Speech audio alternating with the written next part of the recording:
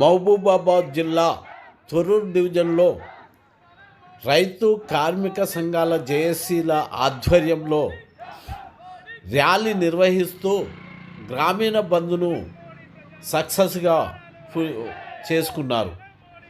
ఈ సందర్భంగా CITU, AITUC, IFTU, INTUC, SBNKS, DBMS మొదలగు కార్మిక సంఘాలు పాల్గొని విజయవంతంగా ముగించుకున్నారు.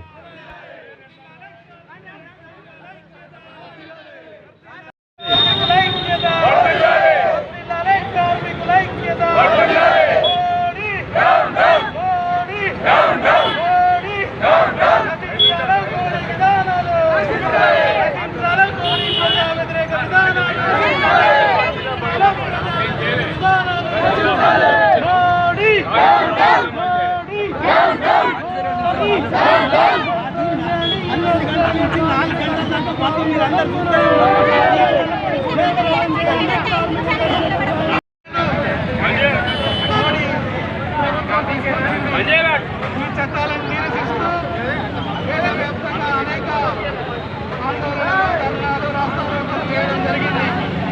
అయినా కూడా ఈ ప్రభుత్వం దున్నపోతు మీద వానబడ్డ చల్లంగానే ఉంది తప్ప ఏమాత్రం కూడా స్పందించడం లేదు. మనందరికీ అన్నం పెట్టేటువంటి రైతన్నలకు వ్యతిరేకంగా రైతు చట్టాలను రద్దు చేసి నల్ల చట్టాలను అమల్లోకి తీసుకొచ్చింది. ఈ నల్ల చట్టాలు అమల్లోకి వస్తే రైతు మరొకటి లేదు. రైతులను మోసం చేసేటువంటి చట్టాలను రద్దు చేయాలని గత కరోనా కాలంలో రైతులందరూ ఢిల్లీలో పెద్ద ఎత్తున మహాధర్నాలు చేస్తే వాళ్ళ మీద నిర్బంధాలు అధికారానికి వచ్చిన తర్వాత కార్పొరేట్ రంగానికి ఎర్రతివాచి పరిచి కార్మిక రైతాంగ విధానాలను వ్యతిరేకంగా పనిచేసిన ప్రభుత్వం మోడీ ప్రభుత్వం. ఒక పక్కన మతతత్వవాదాన్ని మొత్తం కూడా ప్రజలకు ఇవాళ చేరవేస్తూ రామ అనే నినాదంతో ఇవాళ ఆ పార్టీ ముందుకు పోతూ ఈ దేశంలో మరొకసారి అధికారంలోకి రావడం కోసం ఆ పార్టీ ప్రయత్నం చేస్తూ ఉంది.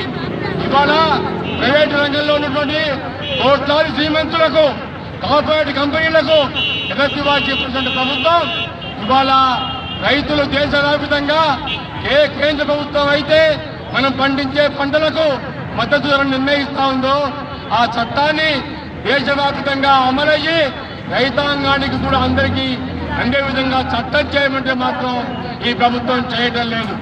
అలాగే రైతులకు 60 సంవత్సరాలు నిండిన ప్రతి రైతుకు కూడా నెలకు 10,000 రూపాయల పెన్షన్ ఇవ్వాలని మన కార్మిక సంఘాలు డిమాండ్ చేస్తూ ఉన్నాయి.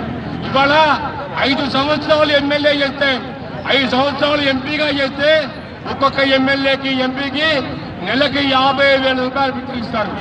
ఒక్కసారి ఎమ్మెల్యే అయితే నెలకి 50,000 పెన్షన్.